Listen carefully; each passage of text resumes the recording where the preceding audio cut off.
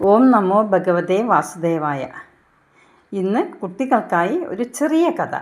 അഹങ്കാരത്തിൻ്റെ ഫലം. ഇതാണ് കഥ. തപസ്സും ധ്യാനവും കൊണ്ട് ഈശ്വരനെ പ്രീതിപ്പെടുത്തി സാധാരണ മനുഷ്യർക്ക് മനസ്സിലാക്കാൻ കഴിയാത്ത അത്ഭുതകരമായ കഴിവുകൾ നേടിയവരാണ് സിദ്ധന്മാർ. ഒരിക്കൽ നാരദ മഹർഷി ഒരു സിദ്ധനെ കാണാൻ വന്നു. കുറേ നേരം രണ്ടുപേരും സംസാരിച്ചിരുന്നു. ഒടുവിൽ രണ്ടുപേരും ചേർന്ന് എങ്ങോട്ടോ പോകാനൊരുങ്ങി. ആകാശത്തിലൂടെയാണ് യാത്ര. അവർക്ക് പ്ലെയിനൊന്നും വേണ്ട. എവിടെ പോകണം എന്ന് വിചാരിക്കുന്നുവോ അവിടെ ആകാശത്തിലൂടെ പോകാൻ അവർക്ക് കഴിയും. അതാണ് സിദ്ധിയുടെ കഴിവ്. സമയം രാത്രിയായിരുന്നു. ഗുരുവായൂർ അമ്പലത്തിൻ്റെ മേൽഭാഗത്ത് കൂടിയാണ് യാത്ര പോകേണ്ടത്. ശിവേലിക്കുള്ള സമയം. നാലമ്പലത്തിലെ വിളക്കുകളെല്ലാം പ്രകാശിച്ചു കൊണ്ടിരിക്കുന്നു. വിളക്കുകളുടെ ജ്വാല ആകാശത്തേക്ക് ഉയർന്നു. ധൂപക്കുറ്റിയിൽ നിന്നുയർന്ന സുഗന്ധം ആകാശത്ത് പൊങ്ങി. ആനപ്പുറത്ത് പൂമാലകൾ കൊണ്ടലങ്കരിച്ച തിടമ്പ്. ഇടയ്ക്കിടെ പൊങ്ങി വീശുന്ന വെഞ്ചാമരം. ദീപങ്ങളുടെ പ്രകാശത്തിൽ വിളങ്ങുന്ന ആലവട്ടം. പച്ച നിറമുള്ള മുത്തുക്കുട. ആകെ ആനന്ദമയം. പിന്നാലെ ഭജനപ്പാട്ട് പാടുന്ന ഭക്തജനങ്ങൾ.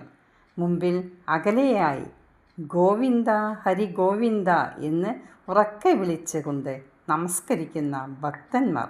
ഈ സമയത്ത് മുകളിലെത്തിയ സിദ്ധനോട് നാരദൻ പറഞ്ഞു, മഹാത്മാവേ, ഭൂലോകത്തിലെ വൈകുണ്ഠമെന്ന് വിശേഷിക്കുന്ന പ്രസിദ്ധമായ ഗുരുവായൂർ അമ്പലമാണ് ഈ കാണുന്നത്. ആനപ്പുറത്ത് അതാ ഭഗവാൻ എഴുന്നള്ളുന്നു. ഭക്തന്മാർ ആ രൂപം കൊണ്ട് പരമാനന്ദം അനുഭവിക്കുന്നു. നമുക്കും ഇവിടെ ഇറങ്ങാം. ഭഗവാനെ വന്ദിച്ചിട്ട് പിന്നീട് യാത്ര തുടരാം. സിദ്ധൻ പറഞ്ഞു, ആ ചടങ്ങുകളൊക്കെ അവിടെ നടക്കട്ടെ. അത് സാധാരണക്കാർക്ക് വേണ്ടിയല്ലേ. അതുകൊണ്ട് ഇറങ്ങേണ്ട ആവശ്യമില്ല. നാരദൻ പറഞ്ഞു, അങ്ങനെയാണെങ്കിൽ അങ്ങേക്ക് പോകാം. ഞാൻ ഇവിടെ ഇറങ്ങുകയാണ്. നാരദൻ താഴെ ഇറങ്ങി ഭഗവാന്റെ മുമ്പിൽ നമസ്കരിച്ചു. സിദ്ധൻ്റെ അഹങ്കാരത്തോടെയുള്ള ആ പോക്ക് ഭഗവാന് ഇഷ്ടപ്പെട്ടില്ല. തൻ്റെ അനുഗ്രഹം കൊണ്ട് സിദ്ധി നേടിയ ആൾ തന്നെ അവഗണിക്കുകയാണ്. ഭഗവാൻ അദ്ദേഹത്തിൻ്റെ സിദ്ധികളെ ഇല്ലാതാക്കി.